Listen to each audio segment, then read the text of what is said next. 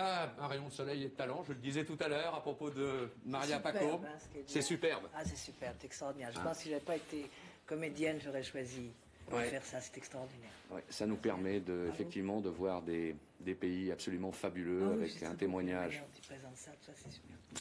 Maria Pacôme, À moi.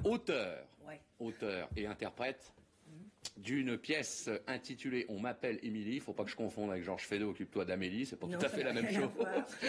C'est actuellement au Grand Casino de Genève. Vous jouez au Grand Casino, et cela pour 2 jours. Encore. Oui, on a joué hier soir et on joue encore ce soir et encore demain soir. Alors il ne reste plus beaucoup de temps pour nos amis, ils ont intérêt à se dépêcher pour aller prendre des Il y billets. a beaucoup de monde. Je crois savoir, Maria Pacôme, vous n'aimez pas tellement parler de votre pièce, mais je crois qu'il faudrait quand même un petit peu présenter Oui, Émilie et son univers. oui, Ça se passe dans quel univers? C'est pas que je n'aime pas, c'est que je ne sais pas très bien parler de ma pièce. Ben, ça se passe dans un univers ce sont 3 personnages qui ont choisi une certaine forme de liberté, c'est-à-dire qu'on repoussait un petit peu une certaine société, la nôtre, pour vivre un petit peu en marginaux. Voilà. Alors ça se passe, il y a un personnage qui est une vraie clocharde, une autre qui s'appelle Émilie, qui est une espèce de tireuse de cartes comme ça, un peu mystérieuse. Dans le caractère, Émilie, c'est un petit peu Maria Pacôme? On met toujours un peu de soi-même, bien Ouais. sûr. Oui, je pense que si j'avais été j'aurais pu être Émilie. Ouais.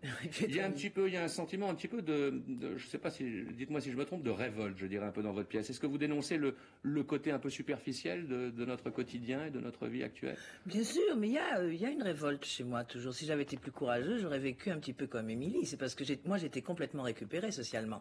Ça y est, ça va, j'aime bien. Je suis contente, j'aime mon confort, tout ça.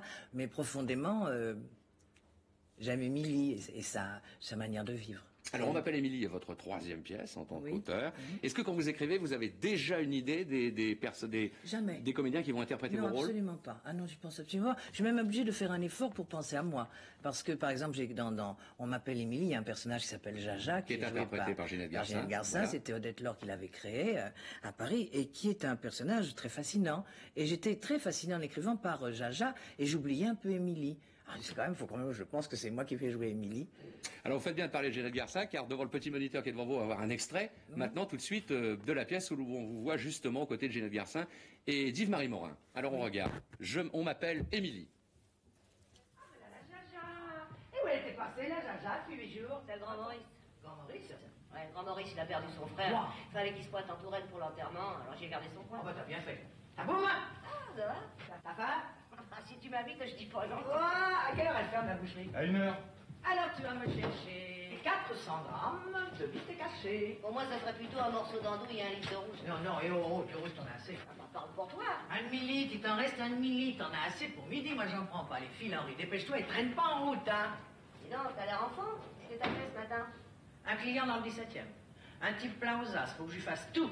Mais c'est payant, hein. À chaque fois, il me file 200 balles. Et ce matin, 300. 300 francs? 300 francs, ma belle. Mais des clients comme ça, je peux m'en faire 2 dans la matinée. Oh, c'est trop crevant. Maintenant, j'y prendrai le soir. C'est marrant, le soir. Nous sommes beaucoup plus en forme. Et qu'est-ce que tu leur racontes pour tout Oh, des choses. Tiens, ce matin, je lui ai dit qu'il était malade. Tu l'as vu dans les cartes? Non, mais j'avais vu ça, ça m'a suffi. Il a dû drôlement avoir la trouille. À quoi? Tu leur annonces du malheur, ils sont beaucoup plus généreux. À quoi qu'ils s'attendent toujours aux catastrophes? Et tu leur as pas raconté que ça, quand même. Non, je racontais encore quelques âneries. Je lui ai parlé d'un homme brun qui rôdait autour de sa femme. Pourquoi brun? Parce que la photo de sa femme était sur son bureau, une créature de rêve. Dans tout ce qui sautille autour d'elle, il doit bien y avoir un brun, hein? 300 francs, tu vas le revoir. Je vais le revoir. Je n'ai un raisin tout bib. Un grand ponte de la médecine. Que tu connais? Non, je connais sa secrétaire, une espèce de grande godiche angoissée, à qui je tire les cartes régulièrement. Une de mes meilleures clientes. Hein. Avec elle, c'est pas fatigant, elle me raconte tout avant que j'ai commencé. Le v'là qui se pointe. Tu vas voir, il est beau ce gars. Monseigneur, la duchesse vous attend, monseigneur. Je vous laisse. Je me retire dans mes appartements. J'aime pas dormir seul. Salut. Michel Renaud, journaliste. Ça va? On a déjeuné? J'arrive pas trop tôt. Je n'ai pas de Bristol. Peut-être aurais-je dû téléphoner. Non, non, pas ça. Pardon? Pas ce ton, je risque de rentrer dans ma coquille. Je plaisantais. Ah bon, alors tâchez d'être drôle. Des gens comme nous, ça se ménage, faut pas les heurter. J'ai l'impression que vous pourriez supporter le choc. Alors, mon garçon m'a dit que vous vouliez faire un papier sur moi. Oui, j'aimerais vous poser des questions. Et c'est pour quel journal? Vous avez une préférence, chère madame? Écoutez, je crois qu'il y a erreur sur la personne de Jaja, qu'il nous faut. Henri et moi, on ne vit pas dehors, alors que Jaja, qui flotte, qui vente, qui gèle, elle se met en boule quelque part, mais toujours dehors. À l'intérieur, elle dit qu'elle étouffe. Attends, vous ne serez pas déçus, elle n'est pas avare de détails. Hein. S'il m'arrive encore de me poser des questions, elle flâne au jour le jour, comme elle en a envie. Et encore. Quoi qu'elle dise, c'est déjà plus une pure, elle s'exprime, elle se lave. Non, c'est pas bof, elle se lave, Jaja. Mais pour les autres, la légende est presque vraie. À part le litron de rouge, le camembert, hein, l'échange du coin, vous ne risquez pas d'être délogé par les flics qui n'ont rien à dire. Bon, si chaque fois, on veut qu'il interroge Jaja, là, il sera comblé. Tu poses une question à Jaja, un vrai moulin à parole. Souvent, je me dis, ça va pas s'arrêter. J'aurais vu quelqu'un d'autre. Alors, tu poussais. Elle ne sait pas s'arrêter. Pas vous arrêter. C'est pas ce que je cherche. Voilà, il est long cet extrait, me confier Maria Pacôme, mais comme ça on a une très bonne idée de la pièce. C'était la première fois que vous vous voyez d'ailleurs. Oui, Vous avez pas vu? oui, j'ai pas encore vu, bien sûr, puisqu'elle n'a pas été enregistrée encore. Non, c'est un extrait qui a été fait à Paris. Voilà. Oui, c'est un petit nom, on voit pas bien la pièce là.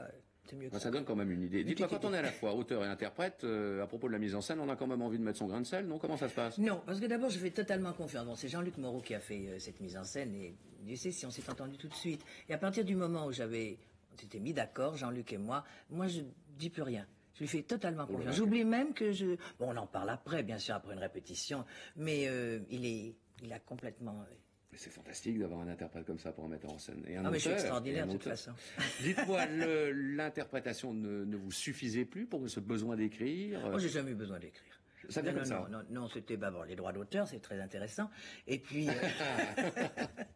et puis non, c'est parce que vous savez, j'ai jamais eu honte de ce que je jouais. J'ai jamais joué de choses vulgaires, ça c'est certain. Donc je ne crache pas la soupe. Simplement, je n'ai jamais eu des grands textes.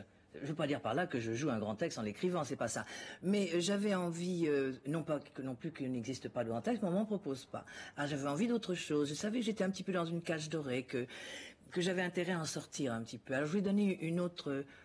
Alors c'est prétentieux de dire donner une autre image de moi. J'avais envie de me montrer un peu différente, un peu ce que je suis, avec quand même de la tendresse, pas uniquement ces personnages stéréotypés à 150 à l'heure sur scène, suprêmement élégantes, ça m'agaçait un peu. Là, je suis en clocharde, ça va.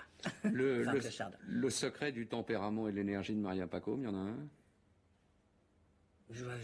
J'adore la vie, mais d'une manière tellement intense, quelquefois ça m'effraie. Merci Maria Pacôme d'avoir eu la gentillesse de vous déplacer. Je rappelle le titre de votre pièce, On m'appelle Émilie, ce soir et demain au Grand Casino de Genève.